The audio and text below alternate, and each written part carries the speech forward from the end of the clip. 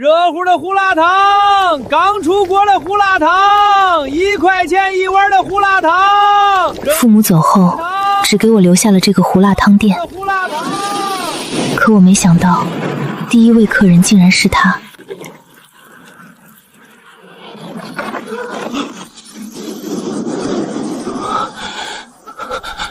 老板，用这个换你这一锅汤。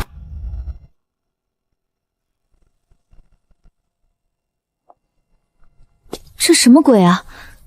你们这是在拍戏吗？哥哥，我饿。先别演了，孩子给我。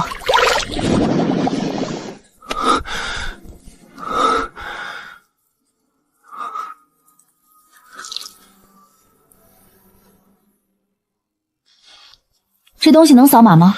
不能。能刷卡吗？不能。那能换钱吗？此印可调云州兵马。不是帅哥，你不会是来真的吧？来，许之夏，通知你一声，下个月房租翻倍。合同还有3个月。合同是我叔签的，现在我负责这片铺子，你要是不服，可以搬。小赵，这话过了吧？许记开了20多年了，20多年怎么了？这年头谁还吃老一套？他爸妈在的时候还能撑撑，现在就他一个小姑娘，早晚倒。你爸妈留下的是情怀，不是免死金牌。交不起租就别装硬气。我会按原合同交租。原合同？行，那我让人每天来检查消防卫生排烟，你要是耽误营业，可别怪我。别这么看我，我也是按规矩办事儿。规矩不是你家定的。可这铺子是我叔家的。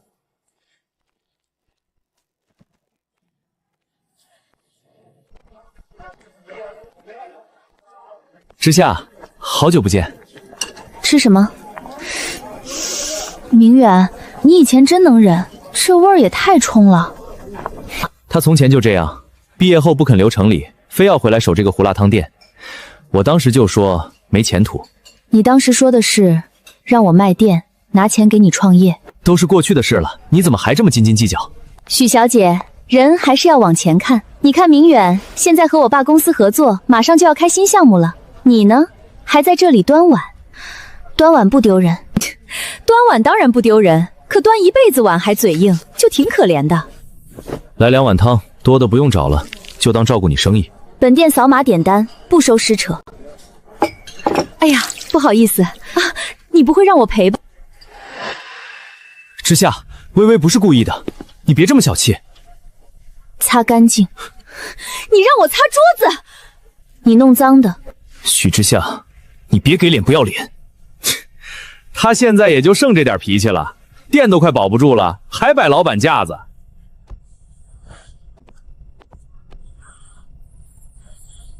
这才对嘛，做服务行业就得有服务行业的样子。汤不卖了，请出去。你会后悔的。我最后悔的是以前眼瞎。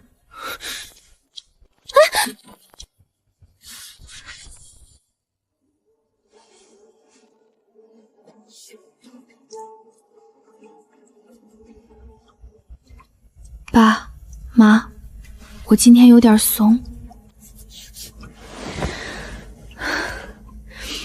但我还没输。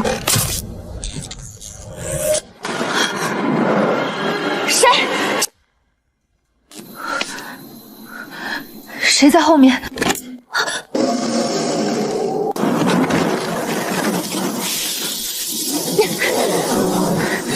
后巷什么时候起沙尘暴了？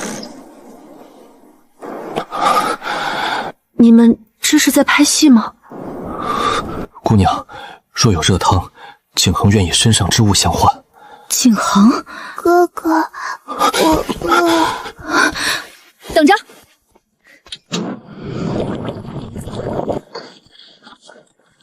不管你们是不是拍戏，小孩不能饿成这样。王爷，我们是不是真遇见神仙铺子了？莫惊扰姑娘。王爷，你们剧组挺舍得下本啊。姑娘，剧组是何物？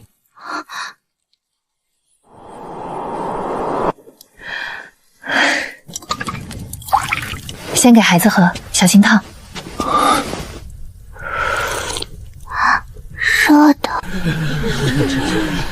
真有热汤！王爷，是热汤，真的是热汤！姑娘，若能多赐几碗，景恒必重谢。别说废话，拿碗来。没有碗就排队，老人孩子先来，谁抢我就关门。听许姑娘的，老人孩子在前，青壮在后，敢抢者逐出队伍。你还挺能管事。他们信我，我不能让他们乱。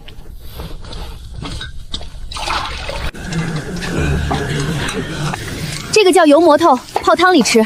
这个是水碱包，一人先半个，不许多拿。多谢姑娘，多谢姑娘。我3日没喝过热汤了。别跪，我这地小，你们一跪我不好递汤。你自己呢？我还能撑。撑什么撑？你嘴唇都裂了。他们先吃。在我店里，我说了算。喝，看我干什么？怕我下毒？辛辣浓厚，热气入腹，竟真能驱寒。胡辣汤本来就是暖身的。胡辣汤。姐姐，这个汤以后还有吗？今天只有这些了。不得贪心，许姑娘已救了你们一命。等着。许姑娘，不必勉强。我不是为了你。孩子饿着，我看不下去。姑娘大恩，景寒记下。先别记恩，记账。我也是小本生意，救急可以，白送不行。你们要是还来，得付钱，或者拿能换钱的东西。理应如此。今日身上无银，只有此玉，若不够，明日我再取金银来换。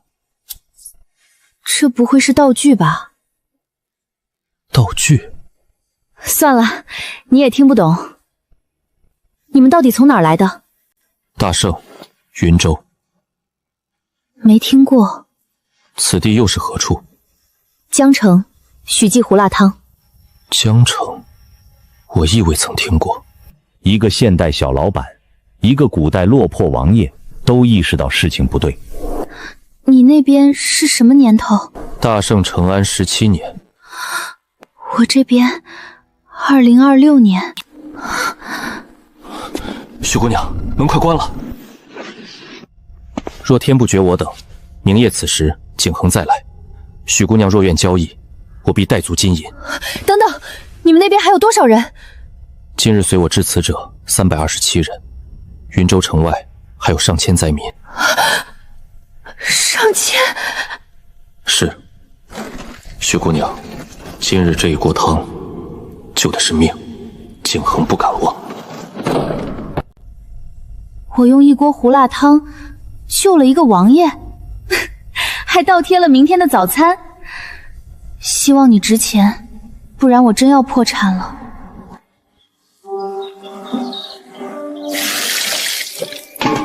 爸妈，我好像遇到一条生路了，但这路得先看它值不值钱。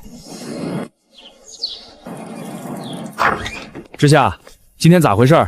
水碱包没了。昨晚接了个急单，临时用掉了。你这店本来客就少，东西还备不齐，咋跟对面争？对面许记卖断货啦！想吃水碱包的来家早餐，现煎现卖，干净新鲜。哟，许老板，昨天还挺硬气，今天连包子都备不齐了。我卖的是水碱包，不是包子。有区别吗？反正都快卖不动了。我说真的，你别撑了，你现在搬还能省点体面，再拖下去连赔偿都没有。赵凯，你一天不来恶心我，是不是吃不下饭？行，嘴还硬，你最好一直硬。下午我带人来查排烟，你别说我没提前通知。你有手续就来，没手续就滚。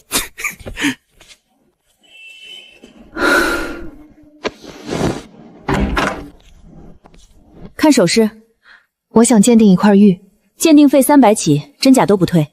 可以。等等，这雕工，这沁色，这纹路，不像市面流通的任何常见制式。说人话。保守估100万起。多少？如果上拍可能更高。但你要是急着出，我可以帮你联系买家。最快多久能成交？看你要价格，急出会低一点。低一点是多少？80万，我能现在给你找人接。100万。你刚说100万起，我不贪多，但也不傻。100万，今天到账。我是不懂玉，但我懂救命钱不能贱卖。明远，我爸说这家店有一批新到的玉饰，你帮我挑一个。你喜欢就买。哟，这不是胡辣汤老板吗？你不会是来卖你爸妈留下的破首饰吧？店都快保不住了，也正常。之夏，你真缺钱可以跟我说，没必要跑这种地方被人压价。跟你说，然后听你教我做人。你这人怎么这么不识好歹？明远是看你可怜。我不可怜，可怜的是有些人，买个首饰还得靠爸的公司撑场面。许之夏，你现在说话怎么这么刻薄？我以前不刻薄，是因为还把你当人看。行啊，你不是嘴硬吗？你买得起这里最便宜的玉坠吗？这个够你卖几个月胡辣汤了吧？算了，微微，别刺激他。许小姐，买家确认了，100万，马上转账。您看合同没问题的话，现在就签。100万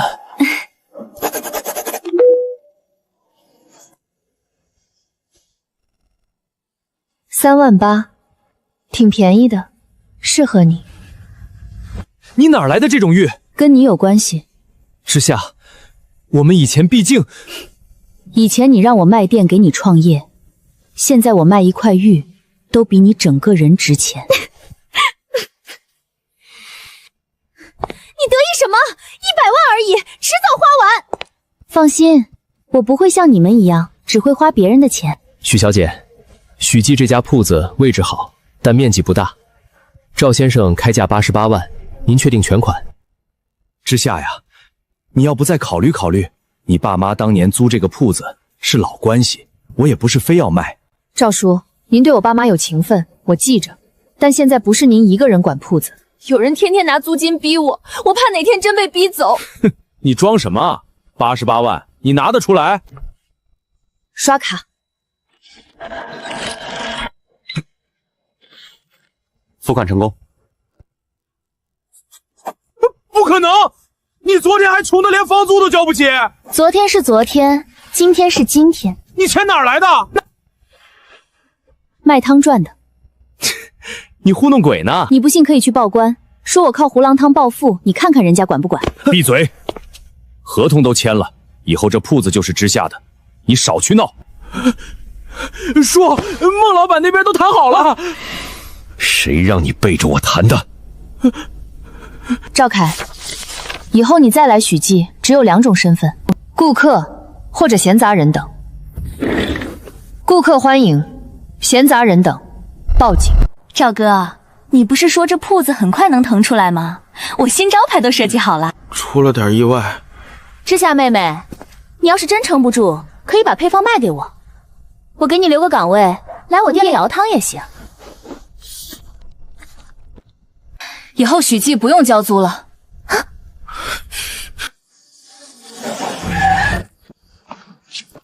之夏，你这单量不小啊！面粉500斤，鸡蛋300个，牛肉50斤，水碱包10箱，馒头20袋，还要矿泉水都要。今晚之前能送齐吗？能是能，但你以前没拿过这么大批量，不是叔不信你，这钱……我先转2万定金，尾款货到结清。你真接大单了？嗯。哪家的？团餐、工地、学校？救援队。怪不得要这么急。行，叔帮你凑。水碱包我从隔壁县调，馒头和面粉晚上7点前到。谢谢亮叔。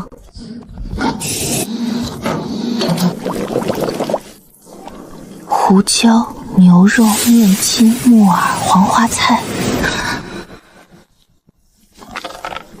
来了。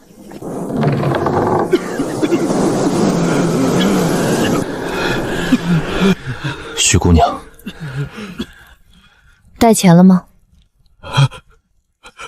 王爷，这姑娘说话真直。金饼10枚，银锭20两，说不够，明日再补。这么重？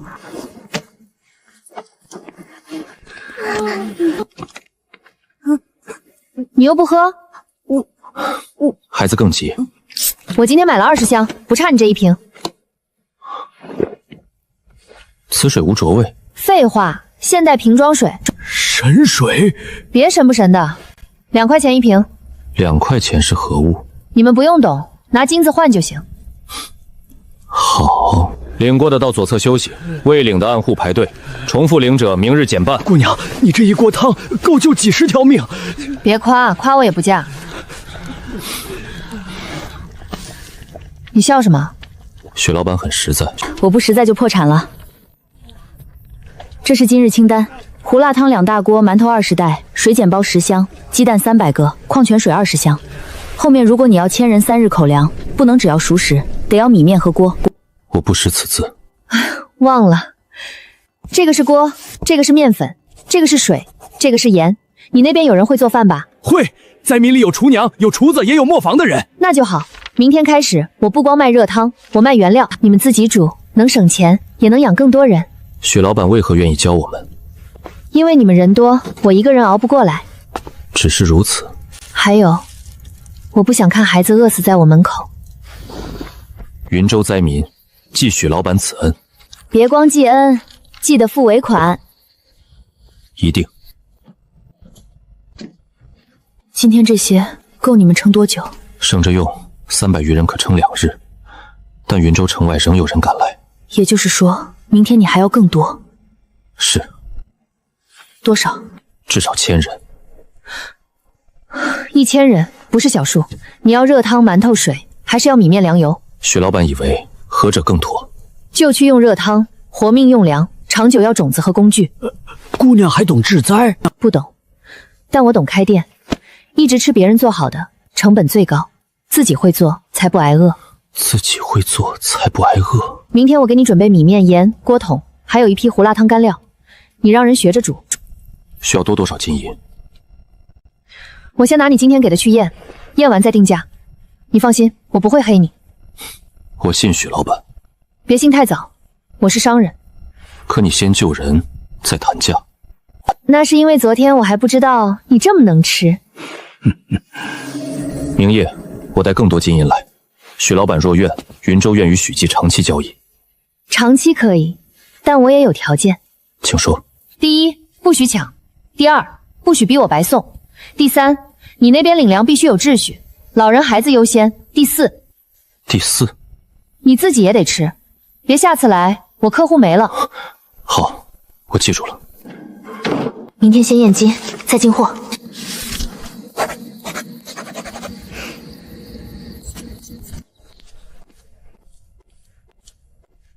美女，买金还是卖金？验金，顺便出一部分。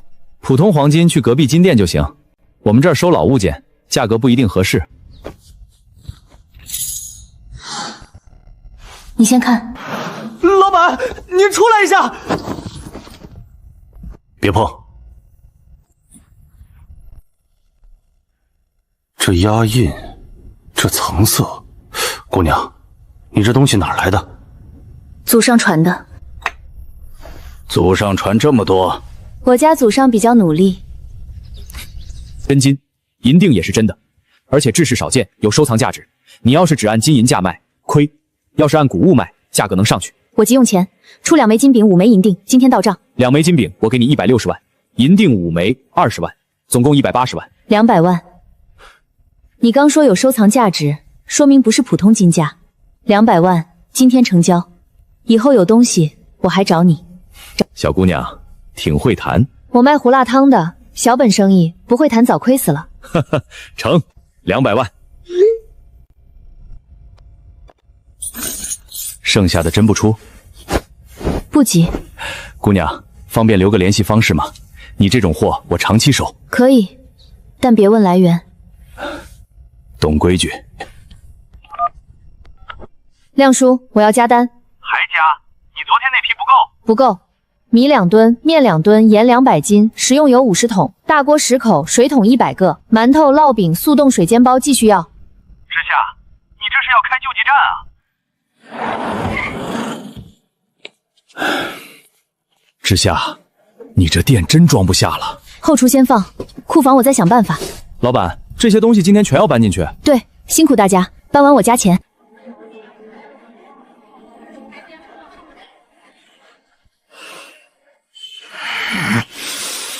知夏妹妹，你这阵仗挺大呀，别怪姐姐提醒你，餐饮进这么多货，卖不完坏了可就砸手里啦。谢谢提醒，要不这样，你卖不完的，我低价帮你处理点儿。孟老板，我还没开锅，你就惦记剩饭了？哼，许之夏，你别以为买了铺子就稳了，做生意不是有钱进货就行，卖不出去照样赔死。我赔不赔跟你有关系吗？我就是看你能撑几天。那你睁大眼，他店里有这么大地方？老房子可能有暗间，找人盯着他，我倒要看看他这些货到底卖给谁。1000人，1天2顿，先撑3天，舒适不现实，原料必须跟上。我撑不起，我现在撑的是2个世界，来的正好。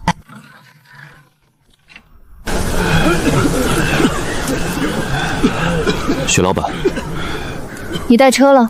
昨夜货物太多，人背太慢，今日我让他们把能用的车都推来了。学得挺快。王爷，这是梁山啊！真有粮，我们不用饿死了。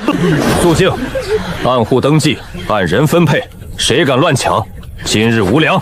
这是分发流程，你不认识字，看图，圆圈代表1户，短线代表人数，每户按人数领，领完做标记。许老板连这个都想到了。我不想看到你们因为分粮打起来，救灾最怕没秩序。先搬货。今日货款。你还挺有库存。王府旧物不多了，但只要能换粮，皆可用。你不心疼？物死，人活。行，就冲你这句话，今天多送你2袋盐。盐也珍贵。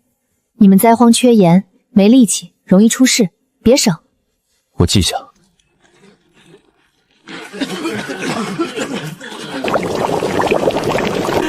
真有粮了，王爷没骗我们。许老板救命啊！1户1记号，领过的去左边，老人孩子先喝汤。王爷，这些东西来得蹊跷，那女子到底是什么人？救命之人。可她要金银，要玉器，分明是商人。商人就不能救人？属下只是担心，她若哪日不再开门，我们怎么办？所以不能只靠她送熟食。明日起，选会做饭、会记账、会种地的人，我们自己专汤分粮、开荒。灾民能成什么事儿？他们只会张嘴要吃的。他们不是累赘，是云州的人。属下食言。王爷，许老板给的盐太好了，还有那白面，细得跟雪一样。明日搭知夏汤棚。知夏汤棚？是，让所有人知道这一口热汤从何而来。都排好，老人孩子先喝，1户1记号，不许重复领。牛伯，今天还有昨天那个热汤吗？有，许老板给了干料，咱们自己煮。不是神仙亲手熬的，会不会没昨天好喝？有的喝还挑，你前天还啃树皮呢。今日起，不止领汤，会做饭的来学煮汤，会计数的来记账，有力气的去搭棚。王爷，我们也能干活。我们不是等饭的人，是要一起活下去的人。王爷，徐姐姐今天会来吗？她在她的世界也有自己的仗要打。那我们喝汤的时候能不能谢她？可以，以后每一锅汤开锅前都先记许老板一声好。谢许老板。一个商女，名字倒比王爷还像。秦月，你说啥？你这话是什么意思？没什么，属下只是觉得民心不可旁落。民心不是谁抢来的，是谁救来的。之夏，后面还有一批面粉，下午送。送，还是现结？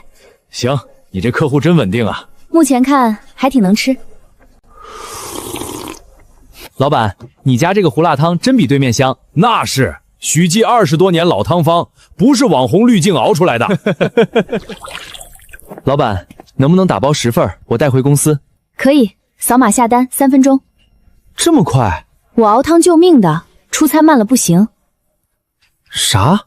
我是说早餐就得快。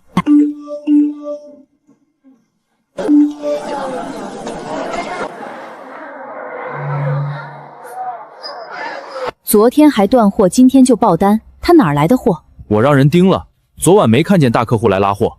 那他进那么多米面去哪儿了？店里可能有暗仓。哼，暗仓？餐饮最怕什么？食材来源不明。家人们，今天想跟大家聊聊老街某家早餐店，突然大量进货，半夜关门，不知道卖给谁，也不知道食材怎么保存。大家在外面吃饭一定要注意安全哦。别点名，小心他告你。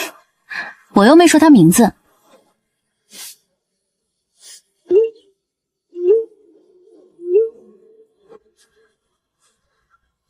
老板，你家食材没问题吧？网上说你们半夜进货，还不知道保存在哪儿。各位，想看我家食材来源和后厨吗？能看？能。今天不吵架，直播熬汤。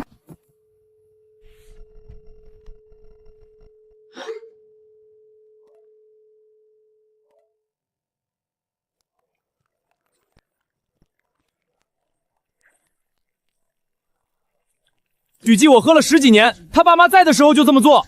对面1块钱一碗，我也喝过，辣的呛嗓子，没这个香。知夏妹妹，你别误会，我视频可没说你。没误会，孟老板来都来了，尝尝。放心，镜头拍着，毒不死你。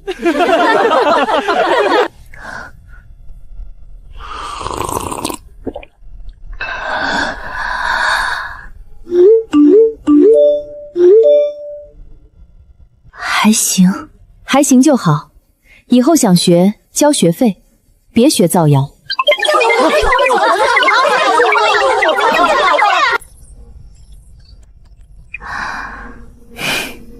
第一仗赢了。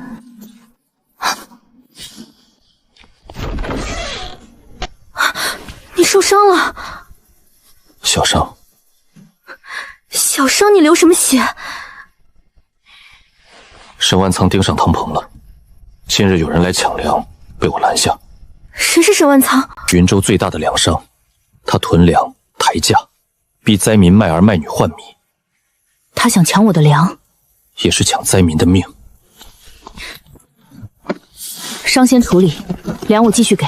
薛老板，这次不是小数，若沈万仓断路，灾运营会乱。那就别只做灾运营，做成汤棚，做成仓库，做成谁也抢不走的规矩。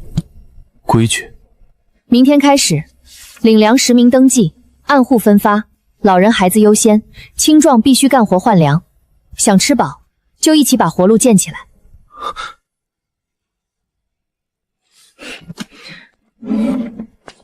坐下。不必，伤口不深。你们那边是不是都爱说不深？流血了就处理。此物何用？洗伤口，防发炎。发炎？就是伤口烂了，人烧起来严重会没命。军中不少伤兵，便是小伤后高热不退。你们缺药？缺。牛伯会草药，但灾荒之后，药材也断了。明天我给你准备基础药箱，碘伏、纱布、退烧药、创可贴，还有用法说明。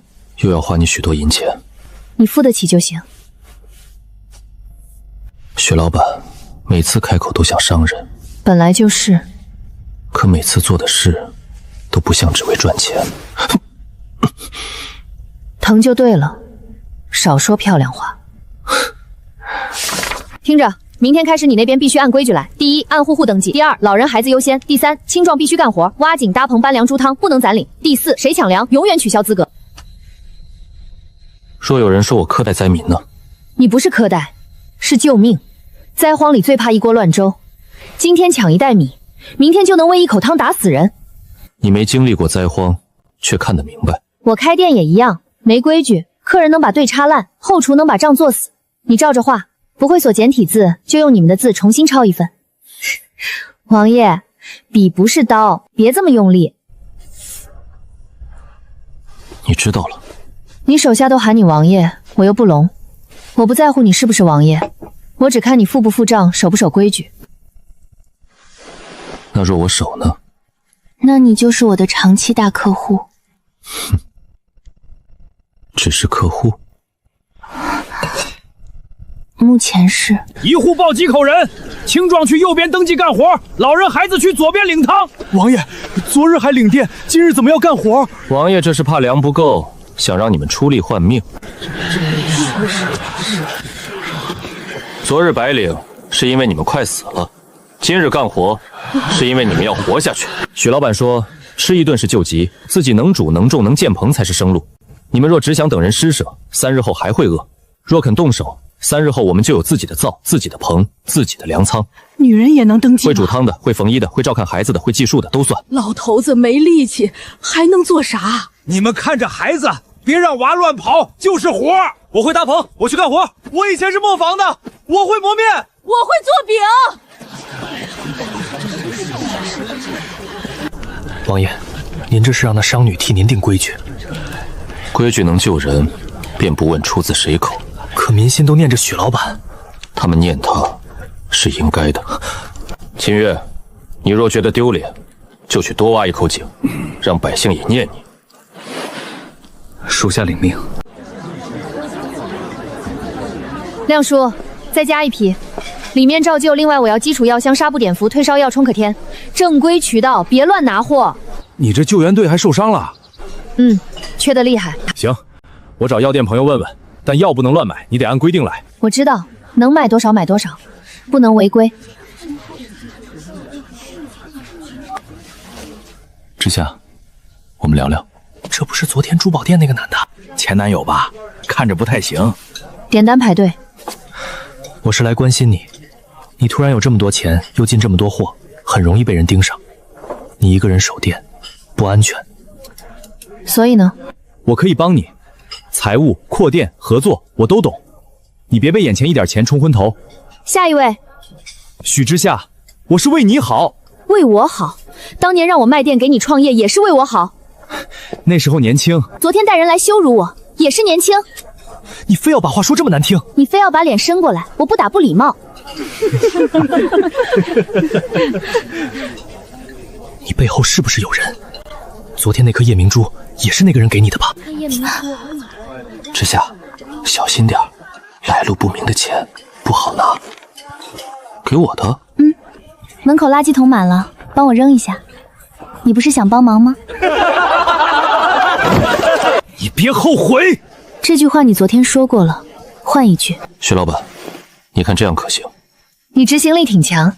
姑娘，你是不知道，今日营中没人抢粮了。会做饭的煮汤，会搭棚的搭棚，连娃娃都知道端碗排队。那就好，今天我给你加1批药，但我必须说清楚，不会用就别乱用。这个是洗伤口的，这个是包扎的，这个是发热严重才吃的，每一种我都画了图，你让牛卓看着用。姑娘，这能救多少人命啊？别神话，轻伤有用，重伤还是得找大夫。已经足够珍贵。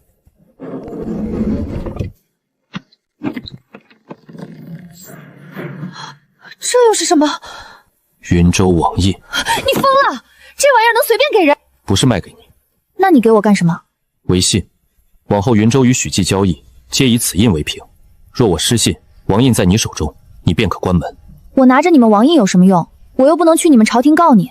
可我知道他在你手中，我便不能负你。长期客户不用压这么贵的东西。不是押给客户，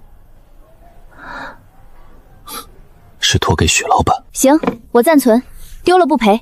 不会丢，你比我更会守东西。站住！这是暗户分的粮。沈老板说了，王爷借了他的粮，这些先抵债。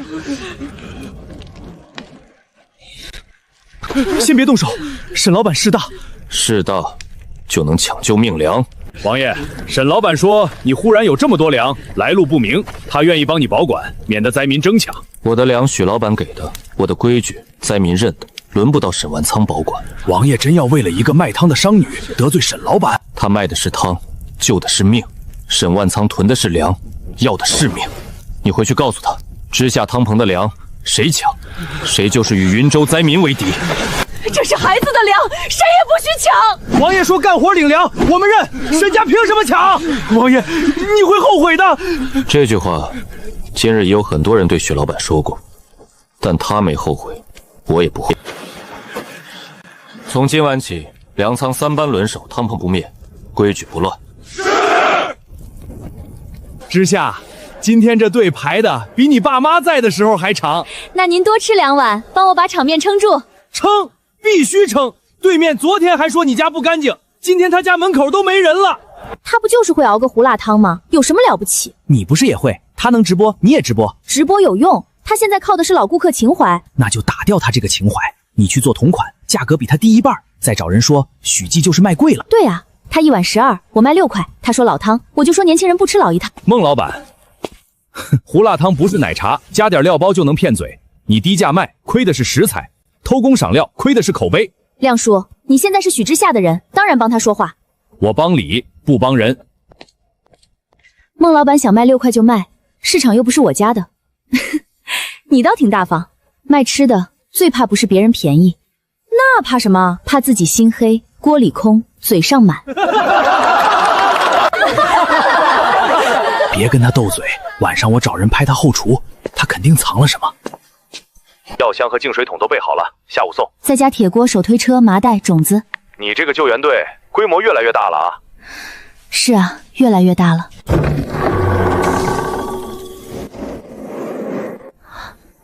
你们真立牌子了？立了。每日开锅前，大家都先谢许老板。别谢太多，我怕折寿。他们不是拜神，是祭恩。昨晚抢粮的事，后来怎么样？沈万仓的人退了，但不会罢休。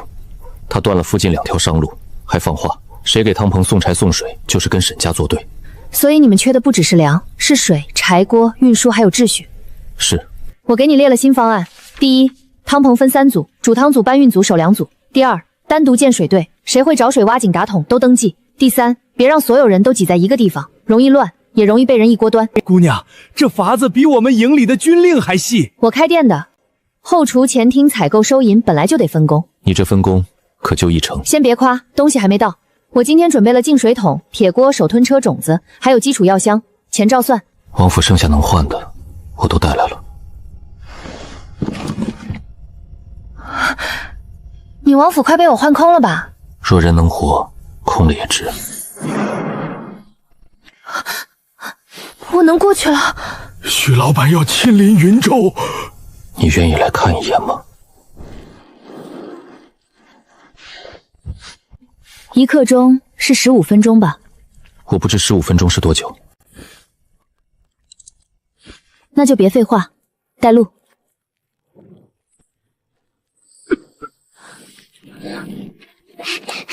徐姐姐，你能跑了？喝了你的汤，又吃了馍，娘说我活过来了。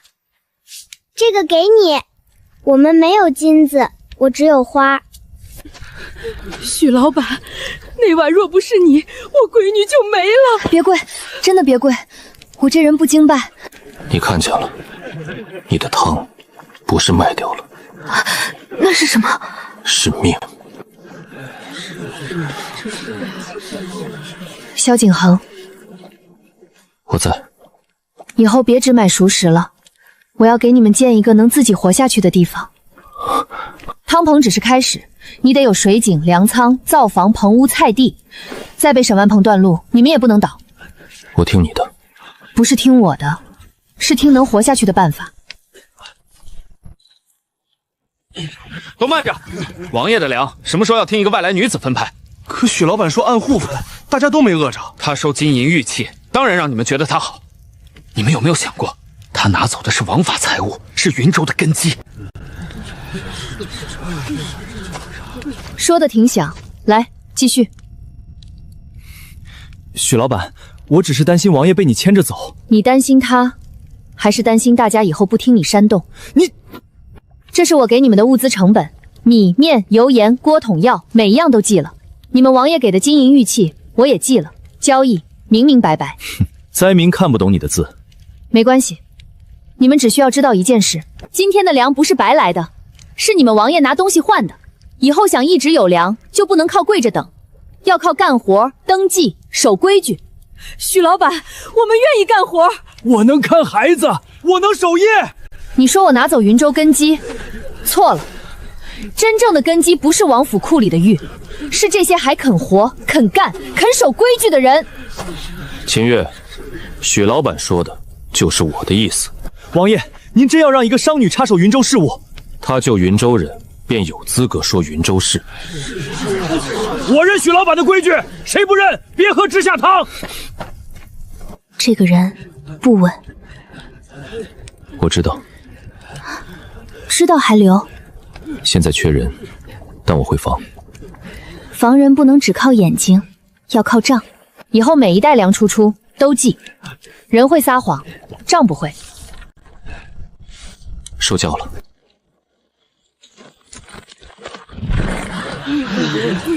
谁是这里主事的？我。这位便是送粮的许老板。有事？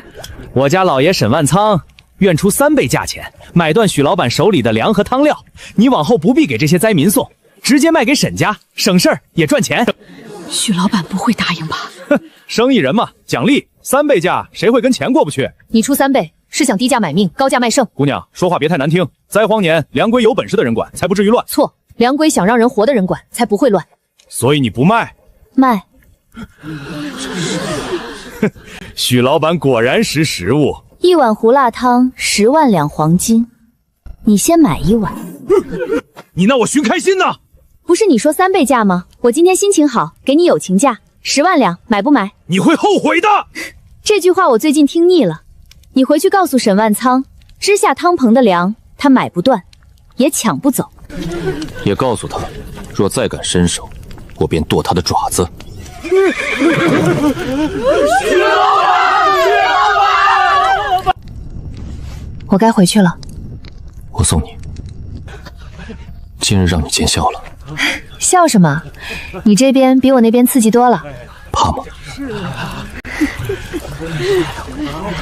怕，但比起怕，我更讨厌有人饿着肚子还被欺负。许之夏，云州不会忘你。别光记，明晚带钱。行，古代刚打完，现代又来。老板，网上说你半夜偷偷把货搬走，还说你后厨有暗仓，是真的吗？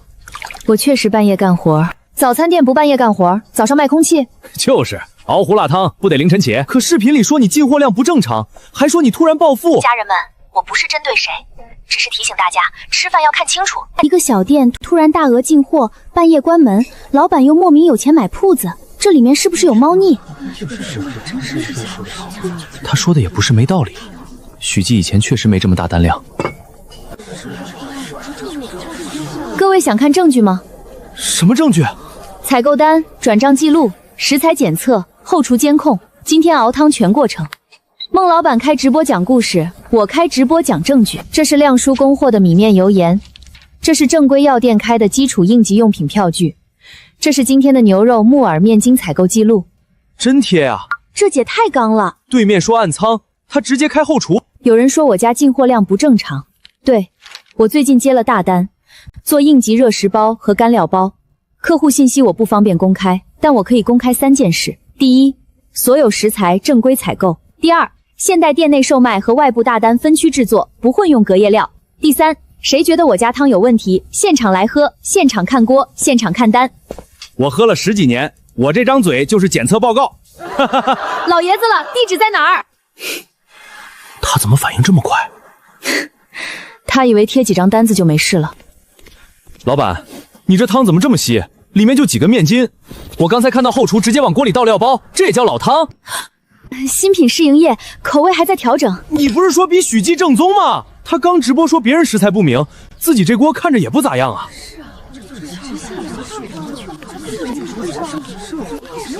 孟老板，你来干什么？看我笑话？不是，给你送样品。这叫胡辣汤，不是热水加辣椒粉。各位，许记今天加锅，排队都有。你那边又出事了。沈万仓断了北边水路，又放话，谁敢给知夏、汤鹏送柴，就不许进旧城换粮。今日柴烧，汤差点断锅，若明日再没有柴，锅就烧不起来了。不只是柴的问题，他卡的是你们的命门。我想带人去抢回水路。别冲动，你现在人饿粮少工具少，硬碰硬只会乱。那该如何？绕开它。水路还能绕？水可以存，火可以换，粮可以自己加工。明天我给你送储水桶、简易炉灶、煤炭替代燃料、手推车，还有一批大锅。你们先把汤棚拆成3个点，别集中在一处。分散汤棚？对，他断你一条路，你就开3口锅；他盯一处，你就分3处，还能再狠一点。怎么狠？开荒。粮商最怕什么？不是你买粮，是你以后不用买他的粮。东边一队去挖前井，西边一队搭第2汤棚。会做饭的跟我走，会记账的跟王爷走。王爷，我们真能自己种粮？能。许老板说，粮商能卡今日粮，卡不了地里的苗。我会种菜。我知道哪块地以前有水。我能推车。王爷，这些灾民刚吃饱2天，便让他们开荒，会不会太急？等沈万仓施舍，才叫急着送命。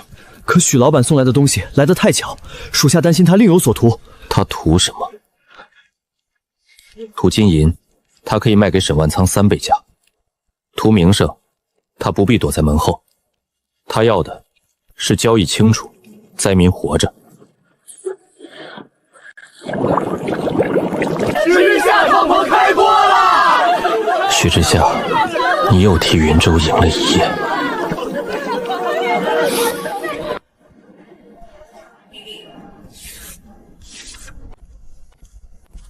知夏，我们谈谈。点餐扫码，不谈私事。我不是来吵架的。我看过你最近的数据，你这家店有潜力，但你缺管理、缺资金、缺人脉。所以，我可以帮你做品牌。我们重新开始，我出运营，你出配方。你出运营，我出配方。对，以后你不用天天熬汤，做老板娘就行。周明远，你是不是觉得我发财了，脑子还停在以前？我是真心帮你。你当年让我卖店给你创业，也说是真心；后来你嫌我一身油烟味，转头攀林威，也说是为我好。你一定要在这么多人面前让我难堪？我没让你难堪，是你自己非要来排队丢人。许知夏，你别以为有点钱就能走远，没有男人帮你，你这店迟早被人吞了。这谁啊？好像古装剧男主穿现代衣服。你是谁？欺负你的人，以前算，现在不配。许知夏，这就是你背后的人，装得挺像。许老板，今日2款。这是真的？你不是说我没有男人帮就走不远吗？看清楚了，不是他帮我，是他来找我买粮。说得好，我们知夏是老板，不是谁的附属品。他一锅汤救1000人，你看清他，是你眼拙。方案带走，我的胡辣汤可以回锅，你这种人不回收。今日是不是给你添麻烦了？没有，你来的正好。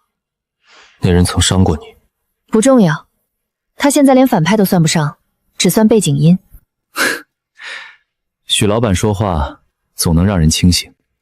你那边怎么样？沈万仓有没有再动手？水路被断，柴路被卡，但3处汤棚已立，今日没有乱。那就说明分散是对的。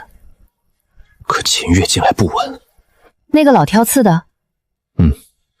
他曾是我旧部，有些本事，只是心不定。心不定的人，别让他碰粮仓。我也让牛伯看账。还不够。这是编号，每袋米、每桶油、每箱料包都编号，入户、出货、领用都记，少一袋就知道从哪一步丢的。你总说自己只是卖汤的，卖汤不记账，早赔死了。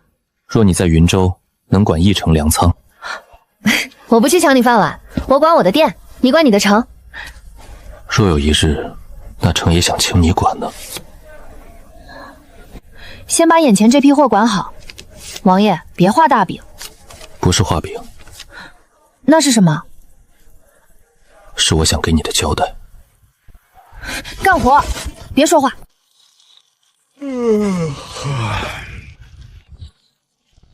王爷有令，调10袋白面去西棚。账册上没写啊。王爷临时吩咐，你敢拦？牛伯说了，没账不出粮。牛伯算什么？我是王爷旧部。秦统领，别耽误时间。你和沈家的人在一起，沈家愿借柴给汤鹏，我只是拿粮抵换。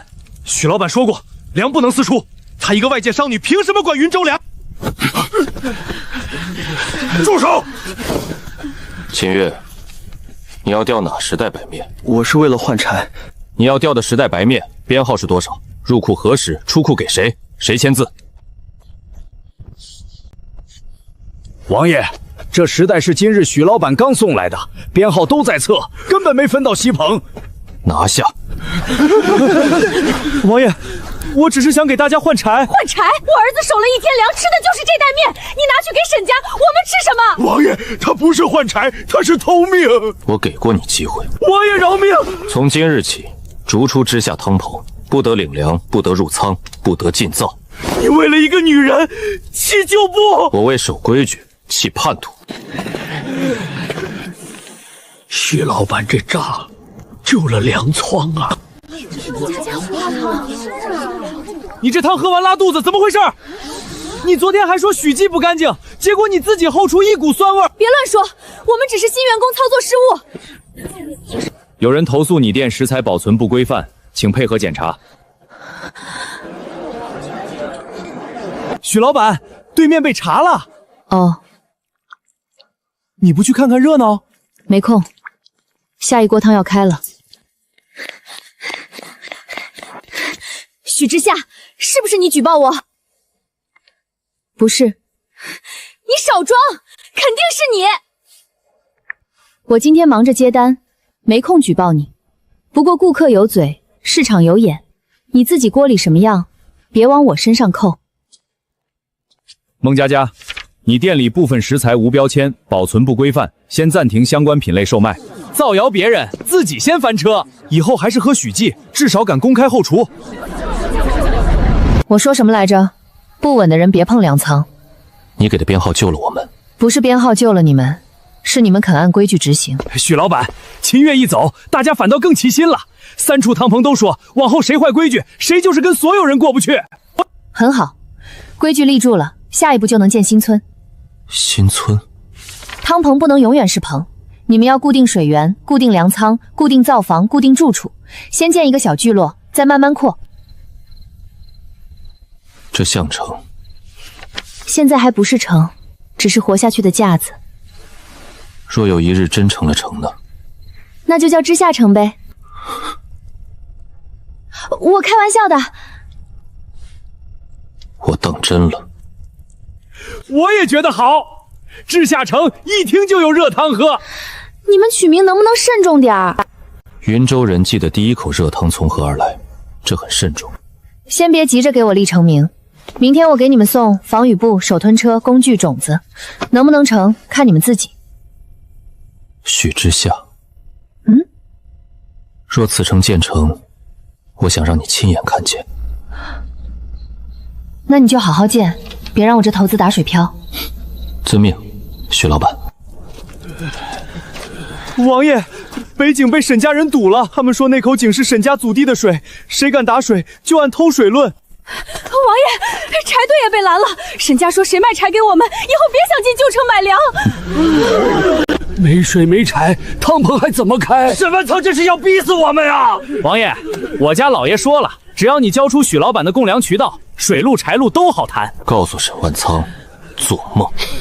王爷还撑得住，灾民可未必撑得住。今日汤棚不断，水我去找，柴我去想，粮许老板不会断。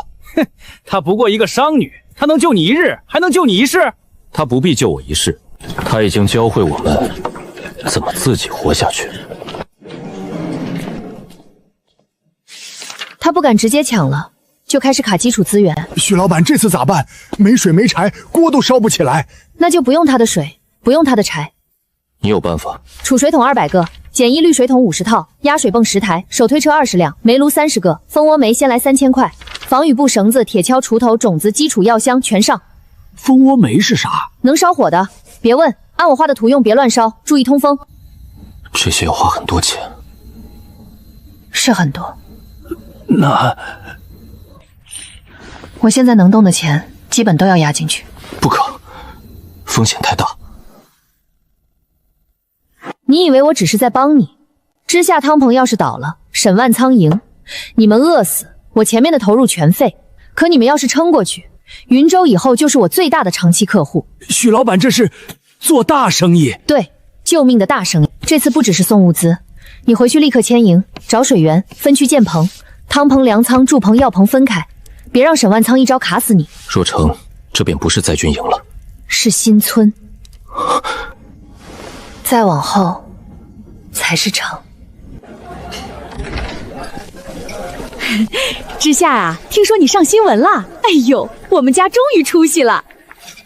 想吃什么？扫码。一家人还扫码？你现在这么有钱，给我安排个店长当当呗。你会熬汤？不会可以学。会记账？这不有收银机吗？我这里不养闲人。那也不用那么辛苦吧？你现在不是老板了吗？你爸妈走得早，我们就是你亲人。你发财了，可不能忘了我们。要不你把品牌股份分你表哥一点，他帮你管。他爸妈刚走那会儿，你们咋不来帮他管？真想靠我吃饭？可以，凌晨4点到岗，起菜、揉面、搬货、刷锅，试用期3500。3500？你打发谁呢？嫌少。知夏，都是一家人，别这么计较。一家人。我爸妈出事那天，我给你们发消息借2万应急，你回我什么？那时候我自己想办法，现在你们也自己想办法。许之夏，你别太绝！我只是不再让你们吸我的血。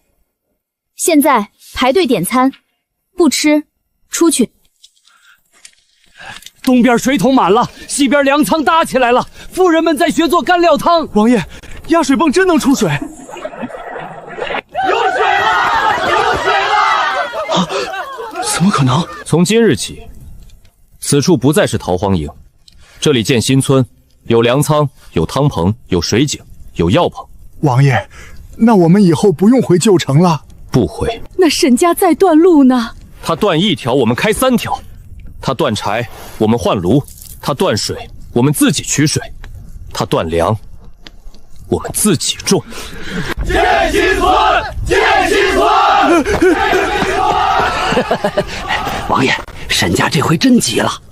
哼，告诉所有人，第一座棚仍叫知夏汤棚。知夏胡辣汤会做3件事：第一，社区早餐店；第二，胡辣汤速食包和冷冻水碱包；第三，应急热食包。许老板，您为什么想做应急热食包？因为我见过人在最难的时候，一碗热汤能带来的力气。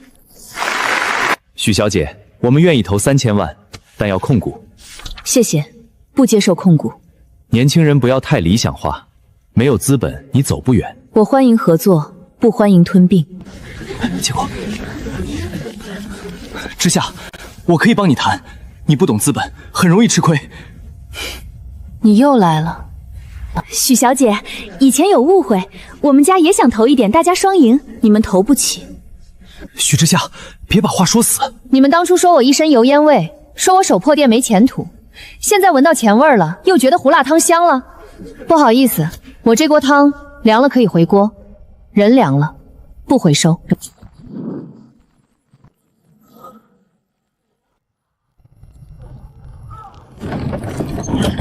王爷，闹够了吗？你以为靠几个破棚子就能养活这么多人？不是几个破棚子，是新村。没有我沈家的粮，你们撑不了多久。沈老板，你那粮留着慢慢卖吧。我们现在有米面，有种子，有水，有锅，还有人。他们不过是流民，他们是新村第一批居民。谁承认？我承认，这里有汤喝，有活干，比旧城强。王爷给我们规矩，许老板给我们活路，我们不回去挨饿。沈家的高价粮我们买不起，也不买了。从今日起，知夏新村不受沈家粮价所困，谁肯守规矩，肯干活，谁就有饭吃。萧景恒，你会后悔。这句话，你的人说过很多次，可每一次后悔的都不是我们。今天这么早，新村不忙？忙，但有东西想给你。这是知夏新村第一批自己磨出的面。这么快？不多，却是他们自己做出来的。这比金子值钱。我也这样想。今日你那边顺利吗？还行，打发了几个想占便宜的。可有人欺你？以前有，现在他们排不上号。你在你的世界也是一城之主。我就是卖胡辣汤的。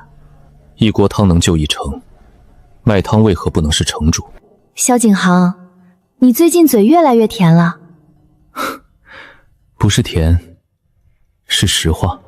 许之夏，待新城建成，我想请你亲自提名。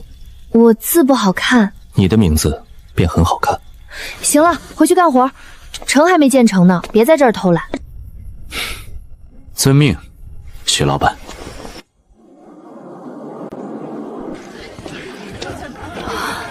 徐姐姐，你看，我们有家了。许老板，您当初一锅汤救下的不是几百人，是这座城。请许老板接匾。